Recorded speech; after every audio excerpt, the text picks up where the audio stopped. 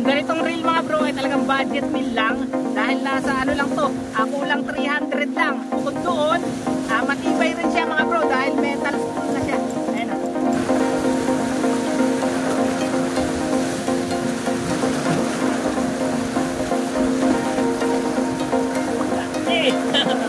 Laki mga bro. Kasama na natin para sure.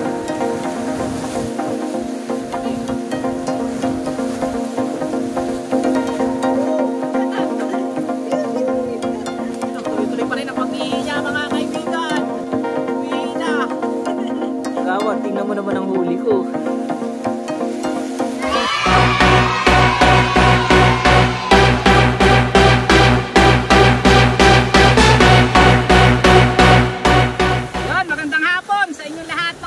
Pagpalang araw sa ating lahat. Ngayong hapon ay narito ulit tayo sa Amihanan, Subay. At dumiretso na tayo dito sa may malalaking bato.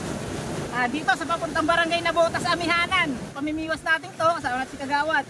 Kagawad, magandang hapon at mag-shoutout naman sa ating mga subscribers. Ayan, magandang hapon sa inyo lahat. Magandang hali mga bro. Ayan, nais ko lang batiin ang lahat ng FC Anglers at Talim Anglers at syempre lahat ng mga anglers. Yan talaga ang ating mga libangan. Kaya sulit-sulitin natin. Ayan. Ngayong season, madalas tayo mag-vlog talaga. Kasama tayo sa kuya. Ayan. Ayan. Shoutout sa inyo lahat mga bro. I love you. Yan mga bro, dalawa ang dinala ko pamingwit. Pero isa lang yung gagamitin natin dahil sobrang lalaki ng alon ngayong araw. So dinala ko lang kasi yung isa kong pamingwit. Ito. Dahil susubukan ko yung bago kong ginawa na floater. Ito yung ginawa natin na floater. Ay tatry ko lang dito. Tapos nag-order din ako sa Shopee ng bago na reel. Ayan. Duke 2000 series na FS. Ayan. Yung ganitong reel mga bro ay talagang budget meal lang.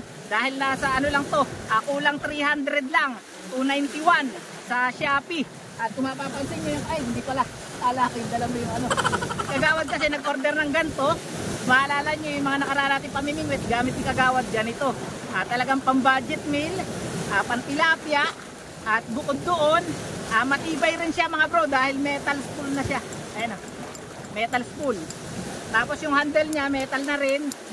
Kaya goods na goods talaga sa mga beginner at saka sa medyo kapos ang budget katulad natin. Ganito may re-recommend namin. Ayan, Duke 2000 series. So mamaya susubukan natin to. Pero ngayon ang gagamitin muna natin yung ating silver. So tara. Alon. Grabe ang lalaki ng alon ngayon mga bro. Ang taas, parang isang tao ang taas eh. Gawa tayo ng bit-bitan mga bro. Para hindi tayo mahirapan pagka tayo nagdadala ng rod. Ayan, sinasabit lang natin ng ganyan. Ayos na ayos na. Ito yung hook na gagamitin natin mga bro. Laki ng alon.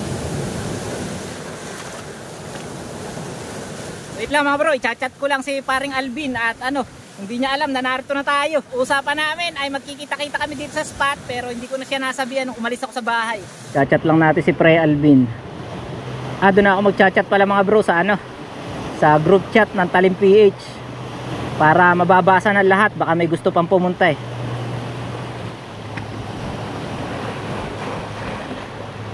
Ayan. So mga bro, mag-shoutout na rin tayo. Daan tayo sa ating YouTube channel na. Ayan, para meron tayong shoutout ngayon. Tingnan natin yung yung huli nating upload. Bilisan mo. Content. Wala mga bro, mukhang mahina ang signal. So time check nga pala natin mga bro, 1 PM. Yeah. Wala mga bro, ayaw. Ayan, shoutout na lang sa tatlong lumabas. Ayan, kay Melvin Corpus, shoutout sa'yo bro. Kay Evelyn Rocas, shoutout. At kay DM Fishing Adventure. Ayan, shoutout sa inyong lahat mga bro. Ay lumabas yung ibang comment mga bro, may na-signal. Yan, shoutout sa inyong lahat. Yan mga bro, hanap lang tayo ng spot. So sa Kagawad, sa kabila. Ayan, dyan. So tayo naman ay dito banda. So tara. Yan, unang spot natin. Dito tayo sa may gilid na malaking bato. Let's go!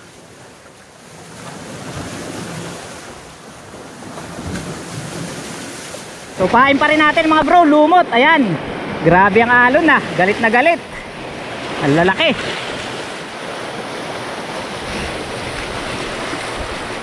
Tara, try natin.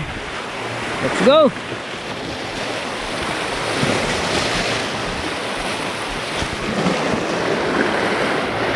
Try muna natin mga bro sa gilid lang. Dun.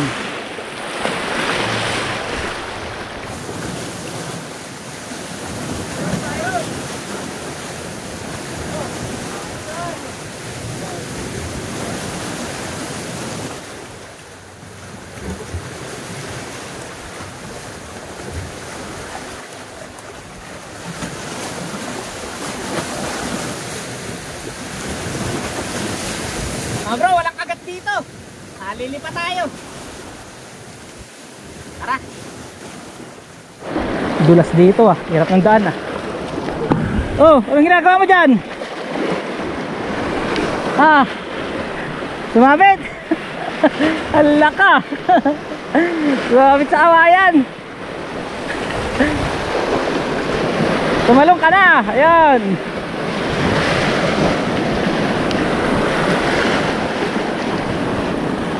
So lipat tayo dito mga bro.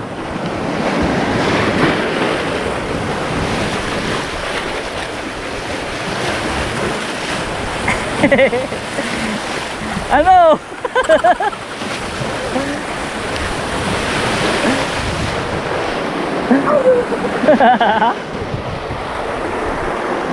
Sumabit sa kawayan mga bro yung kanyang pamingwit eh.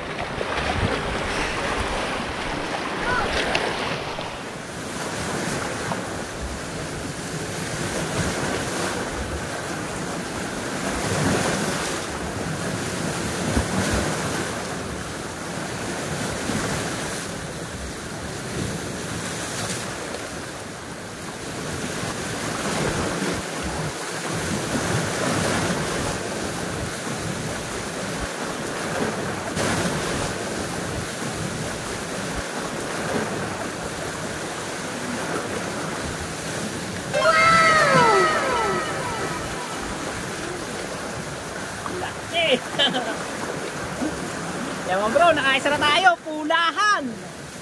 Nice one. Ayun mga bro, pulahan yan.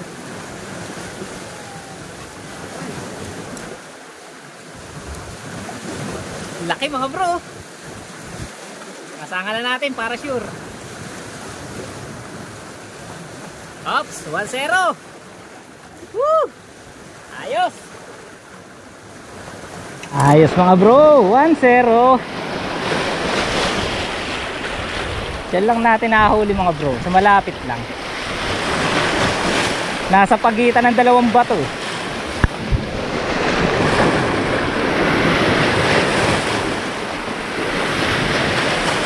Wala ng alon, grabe. A few moments later. Ay mga bro, nakaisa malaki tayo. Narito na si Pre Alvin. Pre, meron pa tayo shoutout dyan. Shoutout sa asawa ko. Ayun, buti pinayagan. Akas na naman. Grabe mga bro, 5 finger na to.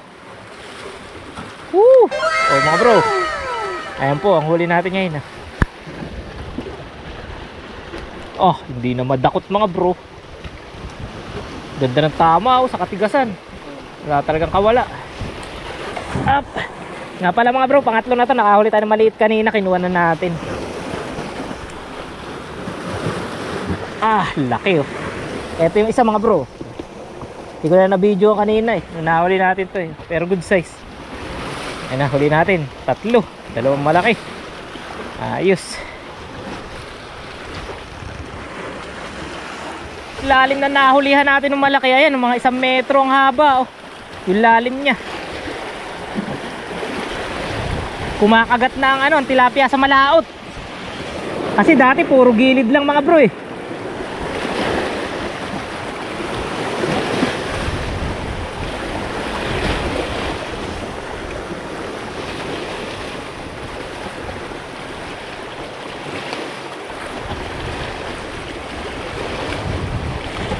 Ayos din mga bro, good size.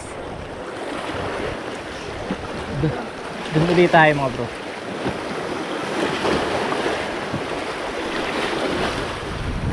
Ay, kailan kaya tayo makakamamaw mga bro?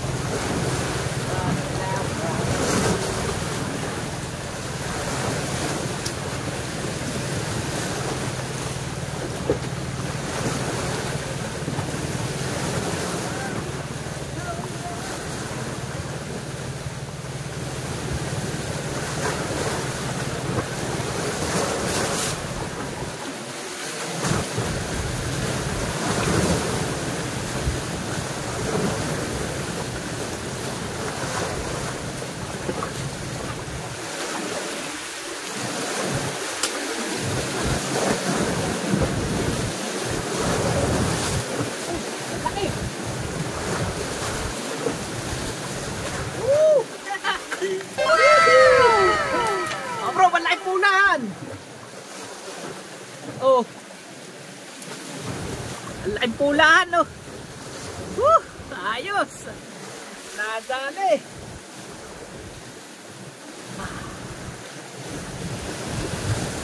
Oh. Hindi kaya ng pang-ipit natin mga bro ah. Laki ah. Ano? Oh, umiihi pa oh. Yee. Dali na yan mga bro. Ano, tuloy-tuloy pa rin ang pag-ihi niya mga kaibigan. Umihi na. Tuloy-tuloy pa rin.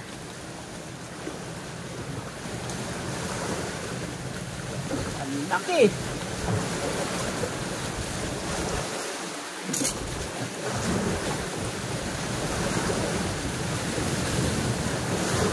Ayos, nadali ang malaki mga bro.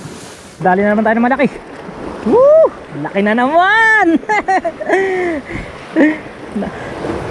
Ayan mga bro, panlima na to. Dali na naman tayo, laki oh. Kunin nga natin yung pang-ipit natin mga bro. Kung kaya ng pang-ipit natin yung laking yan. Siyempre kaya naman yung mga bro, di ba? Wait lang. Kaya yan, oh, di ba? Laki mga bro. Ganda ng size. Panlima na to mga bro kasi nakahuli na naman tayo ng isang maliit na hindi natin na-videohan na yun. Ganda ng size oh. Grabe.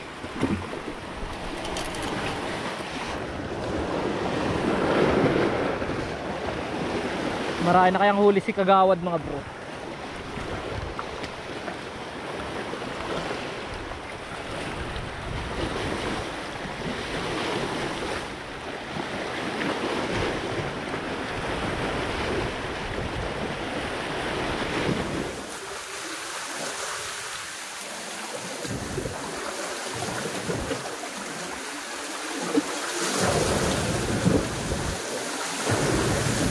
Bro, wait lang, umaambon.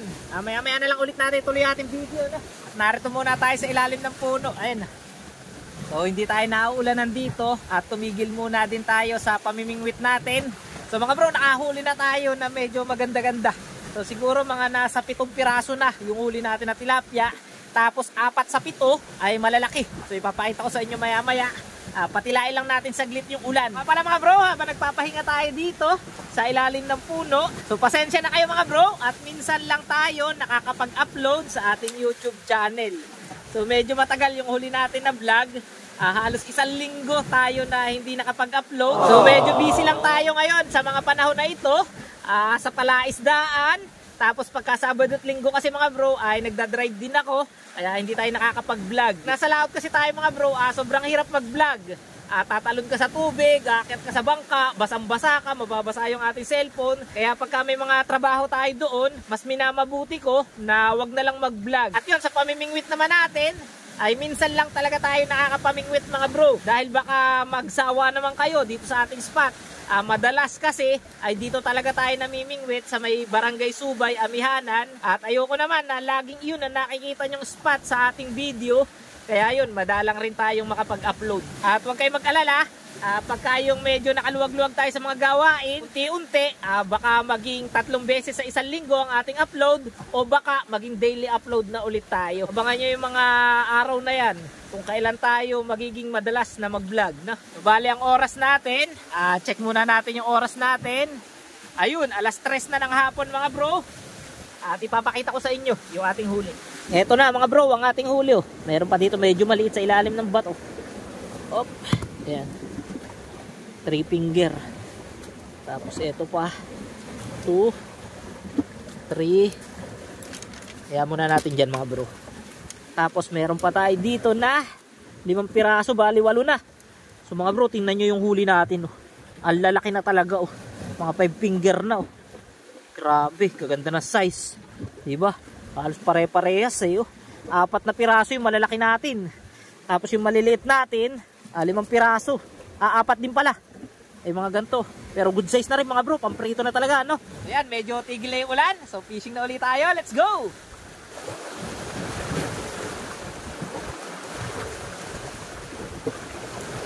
Mga bro, paglalagay muna natin yung huli natin. At hahanap tayo ng bago nating pwesto. Ayan.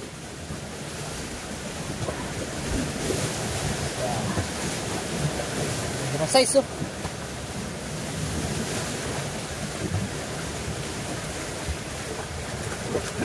Lilipat na kami ng pwesto ni Kagawad. Subukan naman namin doon sa sa pinakambungad, doon sa may bahayan.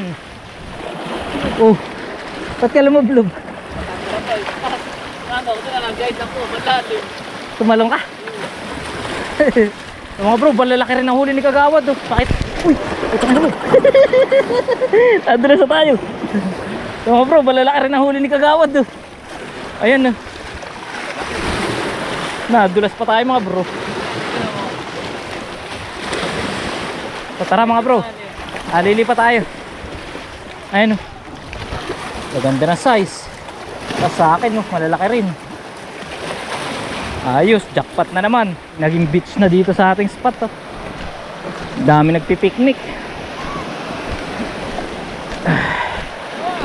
Hindi na alam ni paring na umalis na ako. Hindi na ako nakapagpaalam.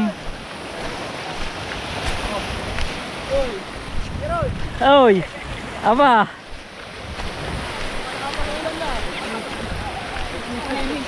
Maliliit pa. Ba't marami kayo nagsiswimming ngayong araw? Wala pasok. Wala ba? Kaya pala marami nagsiswimming mga bro. Wala palang pasok ngayon.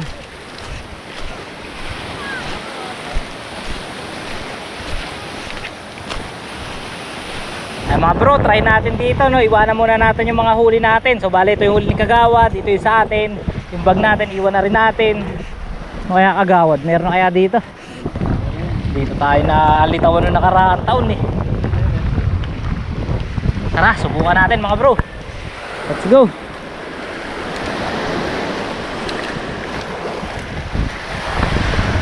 Babawan lang natin mga bro.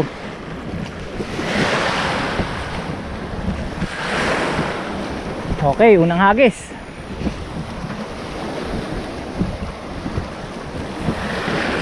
So habang tayo ay namimingwit, meron tayong nakita ulit na naaanod o nakalutang na isda. O ang tingin ko parang tilapia mga bro. Ayun medyo malapit-lapit sa atin.